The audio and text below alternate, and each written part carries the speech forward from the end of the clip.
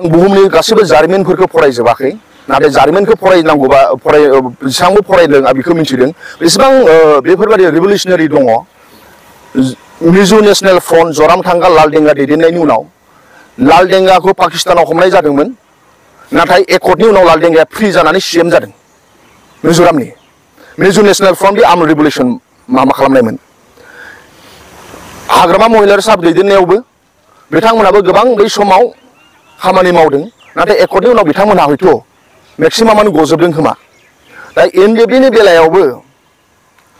accord जाबाय नालाय गजोबनांगौ बेखौ जों सरासनस्रा लुबैयो आरो बिनिफ्राय बिटिआर एकर्ड जानाय समाव भारतनि होम मिनिस्टार अमित शाहआ बुंदोंमोन मिडियाफ्राव सोंनायाव आतंकवादी ना टेररिस्ट माबा मोनसे सोदोब बाहायदोंमोन जर्नालिस्टफोरा अब्ला होम मिनिस्टारा बुंदों जे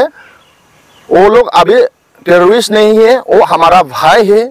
भारत का नागरिक है वो लोग अभी विकास चाहता है होननानै भारतनि होम मिनिस्टारा बुंदों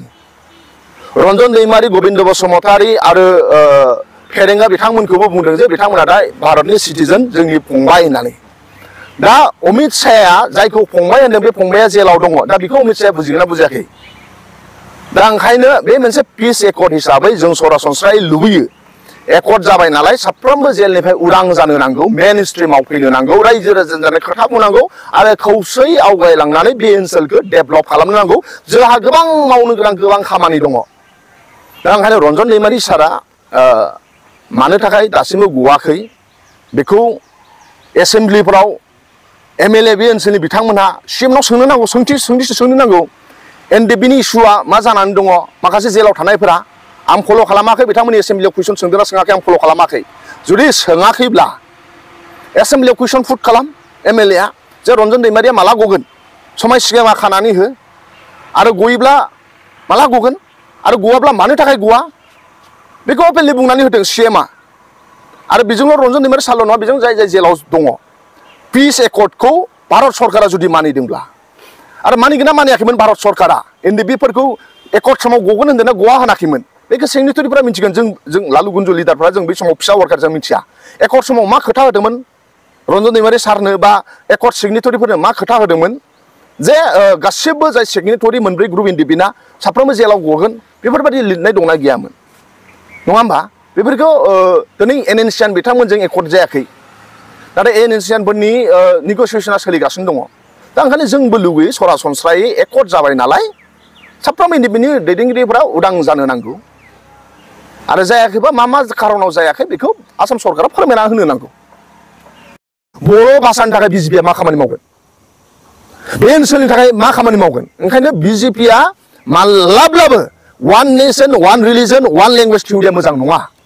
बिथांमोना सारा भारतावनो हिन्दी भाषाखौ जाबसिनजोबनानै अकल मोनसेल' भाषाया थांना थानांगौ हिन्दी बे जोंनि थाखाय मोजां नङा जोंहा स्टेट लेंगुवेज दं जोंहा लकेल लेंगुवेज दं जोंहा मादार टां लेंगुवेज दङ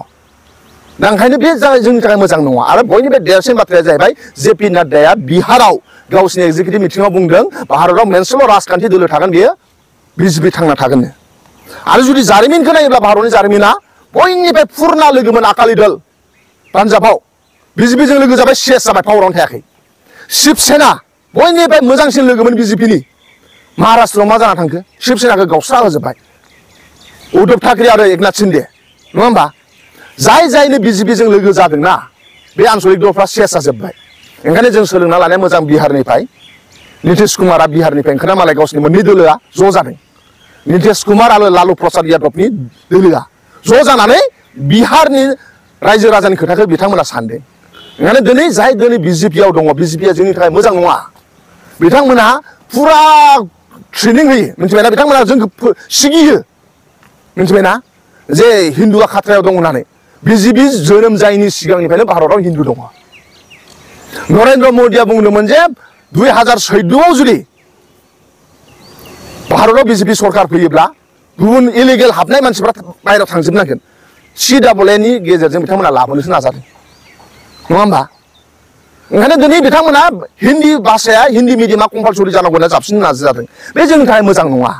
ओंखायनो जोंहा धोरोमखौ लानानै मालाबाबो जोंनि गेजेराव गुलाय गुजाय गैया जोंनि सानसुमैफोरनि खोथाखौ लानांगोन बिजेपिनि आइडिअलजिया मोजां नङा बिजेपिआ एन्टि भारतनि संबिधाना जि खोथा बुङो बिनि एगेन्स्टआवसो बिजेपिनि दैदेनगिरि बिथांमोना खोथा बुङो आरो जोंखौ जोंनि ब्रेनखौ बिथांमोना कन्ट्रल खालामनो नाजायो